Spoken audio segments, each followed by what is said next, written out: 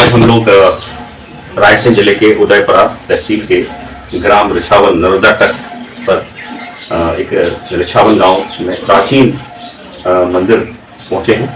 हमारे साथ में धर्मेंद्र जी फोटोग्राफी कर रहे हैं। यहाँ हम लोग इस एंशिएंट प्राचीन मंदिर जो कि जमीन से खुदाई में मिला हुआ है और इसके तमाम चिन्ह उस मंदिर के आसपास बिखरे हुए। मैं यहाँ शिवलिंग का दर्शन कर रहा हूँ। साथ में बड़ी प्राचीन सुंदर शिवलिंग की संभवतः मूर्ति होगी और मैं ज़मीन से करीब 12-15 फीट नीचे में हूँ जहाँ पर यह शिवलिंग निकला हुआ है।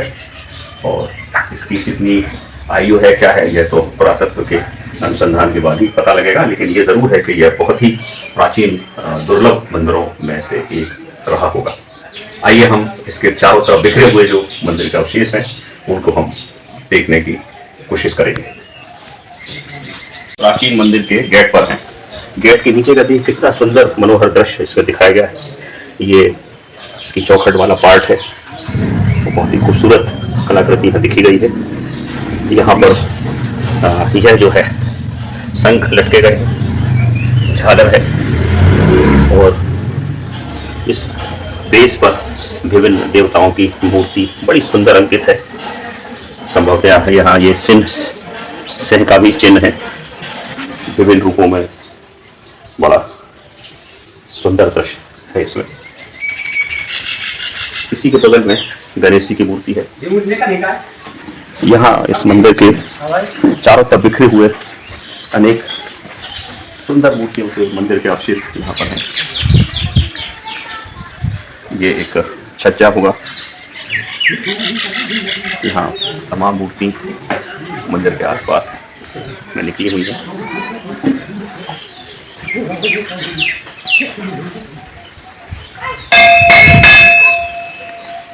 विभिन्न देवी देवताओं के यहाँ पर चिन्ह है। ये मंदिर का बेस वाले अवशेष के पार्ट जो कि यहाँ रखे हुए हैं, आप देख सकते हैं।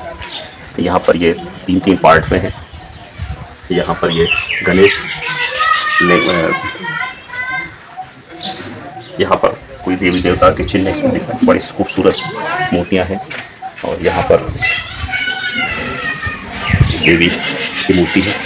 आइए इस मंदिर के चारों तरफ का जो बेस है विभिन्न आयताकार, त्रिकोणीय, षष्ठकोणीय आकार में यहाँ बने हुए बेस यहाँ दिख रहा है।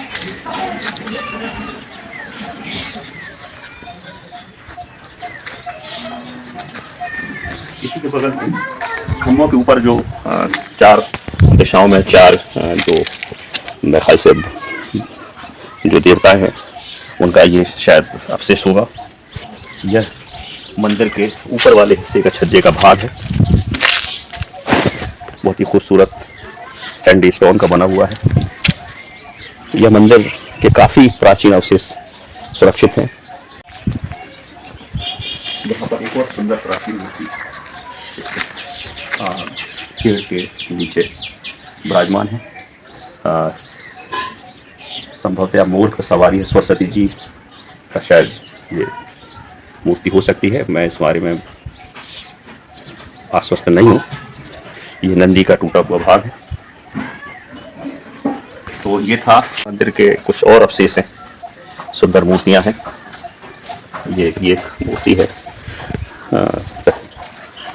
कितना खूबसूरत छज्जा कमल का है। ये शायद सिंह के ऊपर सवारी करती हुई कोई मूर्ति है। नीचे हाथी है।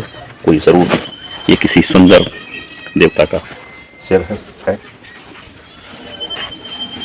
यहाँ पर ये इस मंदिर के पिलर्स के ऊपर जो रखे जाने वाले चौकोर आकार के ये अवशेष हैं। एक ये है, ये भी इसी किस्म का है। इसमें हालांकि चौकोर होते हैं। इसमें 1, 2, 3, 4 और भी रहे होंगे। 7, 8 अष्टभुजीय हो सकता है हो। यहाँ ये भी इसी तरीके का बेस है, चतुर्मुखी। ये मंदिर के दीवार का अवशेष खड़ा हुआ पिलर होगा। बहुत खूबसूरत है। ऊपर दिए, यहाँ विभिन्न किस्म के लताएं हैं। घंटी है, ये भी लताओं का है। और यहाँ पर बड़े सुंदर देवी देवता के चित्र यहाँ अंकित हैं। ये बेले है, बेले के द्वारा खूबसूरती बनाई गई है और ये पिलर बहुत ही सुंदर दृश्य प्रस्तुत है। इसी तरीके से ये पिलर के कुछ हिस्से हैं। मंदिर के सामने वाले हिस्से में से मंदिर के बिखरे हुए अवशेष यहाँ हैं। उसमें एक अवशेष शायद ये पिलर रहा होगा और उसका ये कुछ पार्ट है। आइए यहाँ बहुत बड़े बड़े हिस्से मंदिर के बिखरे हुए हैं। यहाँ ये कोई पिलर का कुछ पार्ट दिख रहा है। यहाँ यह भी एक पिलर का ही हिस्सा है। खूबसूरत देवी देवताओं का चित्र अंकुरित है।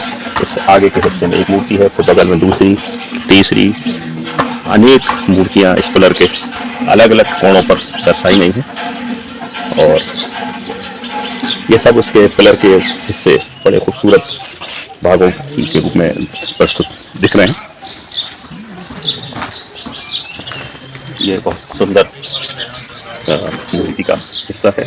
ये भी उसके छज्जे का भाग है। ये भी विभिन्न मूर्तियां हैं।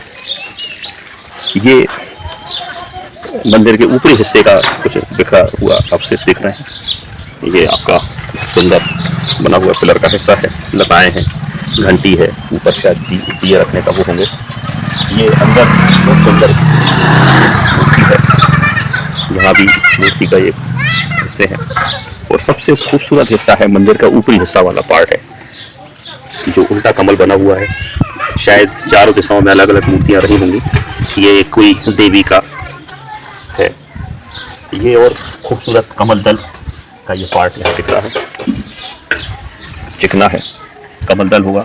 इसी प्रकार से वो भी उसके मंदिर के ऊपर कमल के ऊपर कमल, उल्टा कमल है जिसमें एक दूसरे को ये अंदर सेट करने की व्यवस्था है। कलाकृति में ये जो छेद है इसके साथ लिंकअप हुआ और इसमें एक दूसरे को लॉक करके और बिगर सीमेंट के ये मजबूत स्ट्रक्चर्स यहाँ दिए जाने की परंपरा मंदिरों में रही है, जो कि यहाँ देख सकते हैं। काफी पुराना है और चीजें और स्पष्ट दिख रही हैं। ये कमल दल का एक हिस्सा है। ये खूबसूरत लताओं का पार्ट है। ये सब मंदिर के बाहर के हिस्से होंगे और ये आप अच्छे से देख सकते हैं। ये मंदिर का ऊपरी ही हिस्सा है जो यहाँ आपको दिख रहा है। तो बड़ा प्राचीन मंदिर के अवशेष हैं। मंदिर के जो है आपके नर्मदा किनारे की दिशा की तरफ एक सुंदर जो है स्तंभ में शिवलिंग है और वहाँ संभवतः जो है लोग पूजा कर रहे हैं या देवी देवता पूजा कर रहे हैं। इसमें इतना सुंदर है कि शिव जी के लिंग के ऊपर भी कई छोटे छोटे शिवलिंग दिख रहे हैं और ये जो पूजा कर रही हैं वो उसमें सभी उस समय का, जिस समय ये मंदिर रहा होगा उस समय कि क्या उनके परिधान हैं, क्या उनके ऑर्नामेंट्स हैं, कानों में क्या पहनते हैं, कैसे जूने हैं, कैसे वो पैरों में उनका क्या पहने हुए हैं। ये सब बड़ा सुंदर यहाँ आज भी इस पत्थर पर स्पष्ट देखा जा सकता है। मूर्तियाँ हमेशा उस समकालीन जगहों के इतिहास को भी प्रदर्शित करती हैं। जिस काल का ये मंदिर है उस काल का कैसा सामाजिक जीवन रहा होगा यह भी यहाँ इस मंदिर को देखने से प्रतीत होता है। ये भी एक पिलर का हिस्सा है। एक देवी का सुरक्षित स्वरूप यहाँ दिख रहा है। ये भी एक किसी पिलर का पार्ट है बिखरा हुआ। ये बहुत सुंदर पिलर है। देख उसकी कलाकृति से देखा जा सकता है। लताएं हैं, ये भी लताएं हैं, उसको सुंदर कलाकृति का स्वरूप दिया गया है। ये भी एक चबूतरा है जिस पर इसका ये बेस नीचे से देखा जा सकता है। किस तरीके से जमीन से नीचे ये इसको बेस दिया गया है।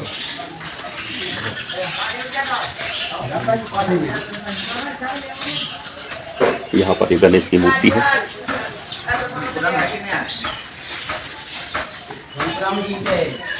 इन मंदिरों में खास बात यह है कि एक पत्थर दूसरे पत्थर के साथ लिंक अप होते हैं।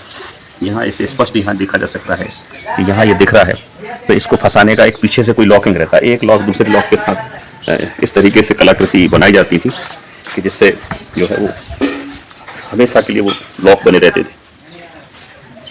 ये भी मंदिर का एक बेस है, खूबसूरत।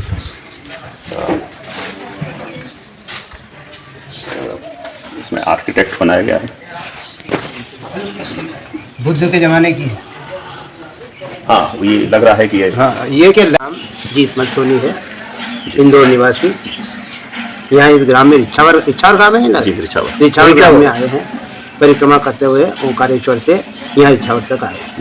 2 महीने में अभी 7-5 दिन घटते हैं, परिक्रमा पूर्ण नहीं हुई अभी। अब यहाँ इस मंदिर में हमने देखा है कि बुद्ध के ज़माने की जितनी भी मूर्तियाँ हैं ये सब यहाँ निकली हुई है और अंदर भी है।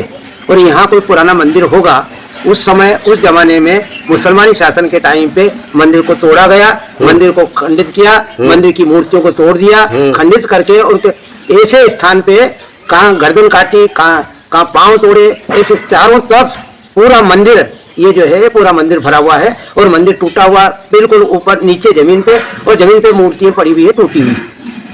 यहाँ पे गुफा मंदिर में सुना है कि कोई गुफा का कोई इतिहास है। हाँ, पुरानी गुफा इनकी इतिहास है। यहाँ पे जहाँ भगवान भोलेनाथ का विग्रह है, वहाँ नीचे बानर, रीछ बानर की मैया के तट पे है ये, और वहाँ से वहाँ तक गुफा है। माई नर्मदा जो है वहाँ से यहाँ तक गुफा है। रीछ बानर वहाँ से आते थे और यहाँ अपना भगवान शिव के दर्शन करके अपना चले जाते थे। और ये बहुत पुराने काल का है, आज का काल का नहीं है, बुद्ध के काल का। बुद्ध के ये सब आकृति है, ये तो क्या है, इन लोगों ने ऐसा जमा दिया है, नहीं तो ये पुराना, बहुत विशाल पुराना मंदिर है। ये बुद्ध जमाने के रीछपति बानर जब थे यहाँ, जब ये बहुत बड़ा भगवान सब यहाँ देवी देवता माँ नर्मदा के तट पे आए। हम उन मैया की परिक्रमा करते हैं और ये 5वीं परिक्रमा मुझे 4 बार मैंने पैदल की, तो मुझे जोत वाला कोई व्यक्ति नहीं मिला। तो मेरी आत्मा में माता जी ने जागृत किया कि जोत चेतन करके लेके जा। तो माता जी की कृपा सब होती है, दया होती है। हम परिक्रमावासी पर स्वार्थ के लिए और अपना आत्म कल्याण के लिए ये मार्ग चुनते हैं, जो परमात्मा, ये मन असंतोष को भी संतोष करता है, आत्मसंतोष। ये माता जी के तट पे कमंडल से कमंडल लड़े हुए हैं।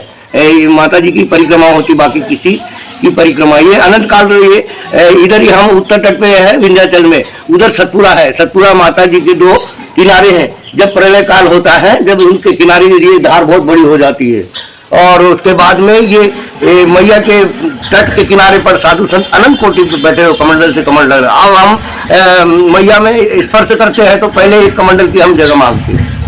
एक कमंडल की जब मैया हमें एक कमंडल की जगह दीजिए।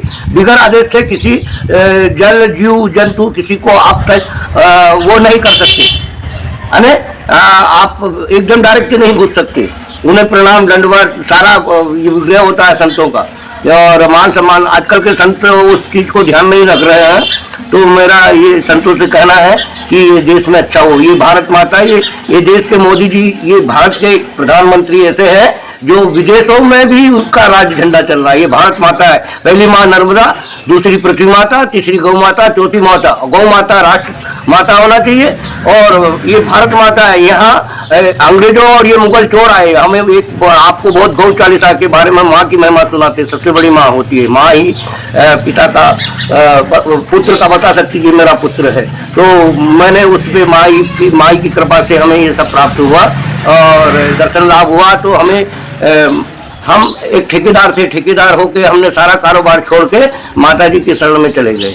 और बड़ी बड़ी कंपनियां, ये रेनबैक थी और हिंदुस्तान यूनिलीवर का मैं ठेकेदार था, लेबर ठेकेदार। तो मुझे वो धन से मतलब नहीं रहा। मेरा आत्म कल्याण, हर व्यक्ति अपना आत्म कल्याण कर सकता है। ये सब में भगवान ने एक मुझ मैं चराचर जीव में वास करता हूँ, जड़ चेतन जीव जहाना प्रेम से प्रकट हो ही भगवान। मैं तो निर्मल, मैं धनमय भी नहीं हूँ, मन में हूँ। मन निर्मल मन मुझे जो पावा, मुझे छल छिद्र नहीं भावा। बहुत बढ़िया। एक ऋषावन की गुफा है। ये शिव जी का जमीन से 10-15 फीट नीचे ये मंदिर है, और यहाँ पर एक गुफा है जो जिसका आपको दिखाया गया है। शिवलिंग है, और हो सकता है इस मंदिर के उत्खनन करने पर और भी ऐसी कई चीज़ें दबी हों इतिहास में। और ये पूरा गुंबद नीचे वाला हिस्सा है। शिवलिंग है, 2 शिवलिंग है, और विशाल मूर्ति है।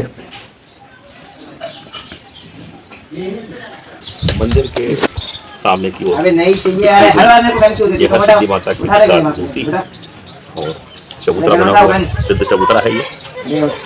और यहाँ पर इसके बेस पर सुंदर आधार पर ये शिलाएं रखी हुई हैं जिन्हें आसानी से देखा जा सकता है। मंदिर के गेट के किनारे पर भी एक स्ट्रक्चर है। उठाओ जल्दी।